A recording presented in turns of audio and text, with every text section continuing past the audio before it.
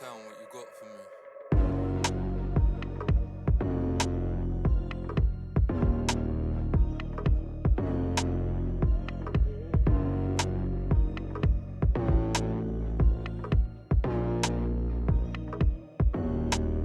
Yeah, I've been holding this for time.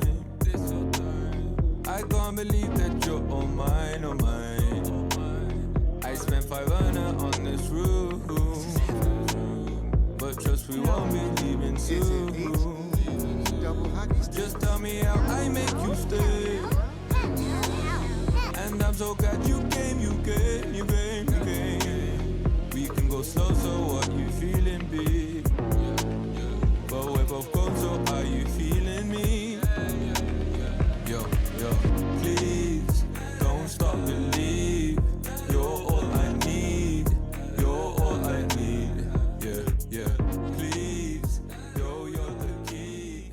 I'm trouble-free.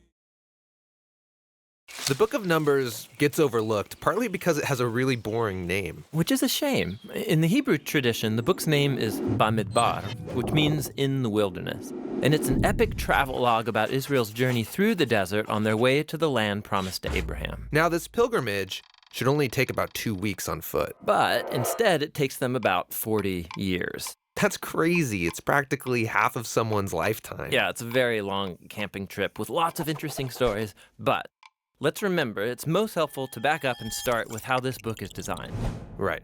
So the book is broken up into 5 sections. There are 3 wilderness locations, broken up by 2 road trips that link all the pieces together. The first wilderness section is Mount Sinai, right here on the map. And then in the second section, they travel to a region called Paran. A whole bunch of things happen here in the wilderness of Paran. And then in this 4th section is Israel's road trip to Moab. The book ends with a large section in the wilderness of Moab, right across the Jordan River from the Promised Land. Now, through all of these sections, the storyline just flows like a gripping, dramatic movie. Everything starts great, but then the trip goes horribly wrong, and it all ends with the final redemptive moment, the surprising act of God's grace. So let's jump into this story. It all begins at the wilderness at Mount Sinai, and we've become really familiar with this mountain. Yeah, if you remember, Israel came here after Egypt, and they formed a covenant with God here, got the 10 Commandments here, built the tabernacle here, and they've been at this mountain for 1 full year. And now they take a census to number the people as they prepare to leave. Right, and they're given these instructions for how to organize all those people in the camp.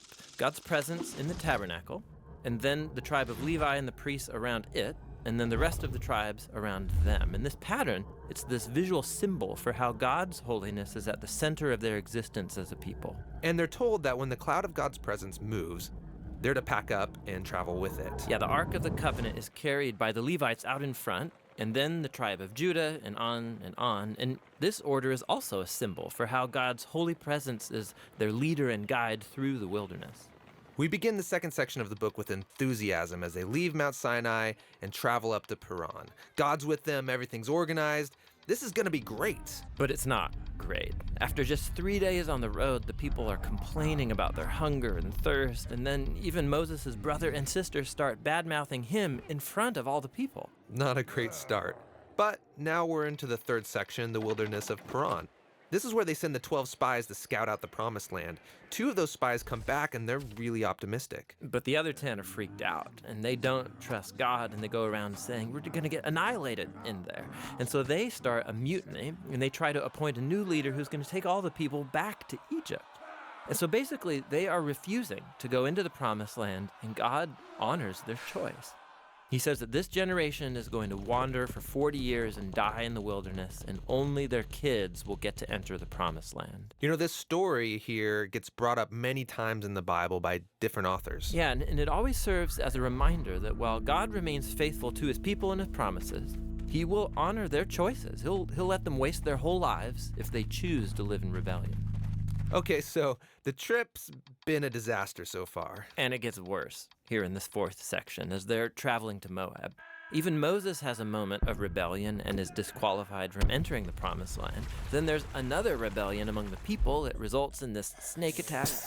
And what makes all these rebellions even worse is that every step of the way, God has been providing. He's been offering forgiveness. He's been giving them food and water and this crazy stuff called manna. Yeah, what is that stuff? Yeah, no idea. But in spite of all this, they keep complaining, and they say that they wish they had died in slavery in Egypt. If I was God, I would just give up on these guys. You would think. But that's what makes this story in the final section so surprising. Israel has just arrived in Moab, and the king of Moab, he's freaked out that this huge group of people is traveling through his land. So he hires this pagan sorcerer named Balaam to pronounce curses on them. This guy means business. Yeah, and so Balaam, he says, okay, I'm going to pray to the Hebrew God, and let's see what happens. And 3 different times he attempts to curse them, but each time he finds that he can utter only blessing. Most surprising is the last blessing, where he prophesies that out of Israel will rise a victorious king. And this king is somehow going to be connected to God's promise to Abraham to bless all nations through this family.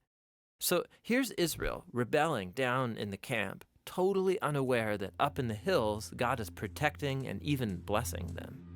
The book ends here in Moab. Israel's getting ready to go into the promised land. They count up everyone again, just like at the beginning. They're leaving the old generation behind, including Moses. But before they leave Moses, he gives them his last words of warning and wisdom. And that speech is what the next book, Deuteronomy, is all about. My peace on your way. I don't need to be swayed. Let me free, won't you, babe? Please, oh please, not today. Need my peace on your way. I don't need to be swayed. Let me free, won't you? Yeah. Fucking mountain. Been several days, I hear. Not been counting. I can't deal with the tears. Stop the kissing.